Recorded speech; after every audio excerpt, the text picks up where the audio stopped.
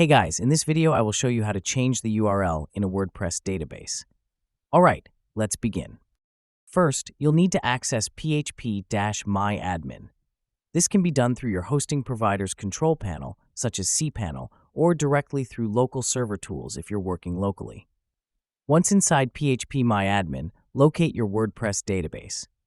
If you have multiple databases, look carefully for the one linked to your WordPress site and open the database panel.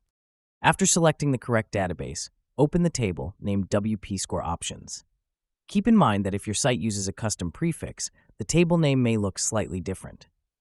Inside this table, you'll need to find two important rows, Site URL and Home. These define the current address of your WordPress site. To update them, click on the Option Value column for each row and replace the old URL with your new one.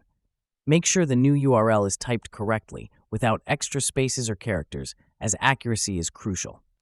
Once both entries are updated, click on the Go button in php-myadmin to save the changes. At this point, your WordPress site will now point to the new URL.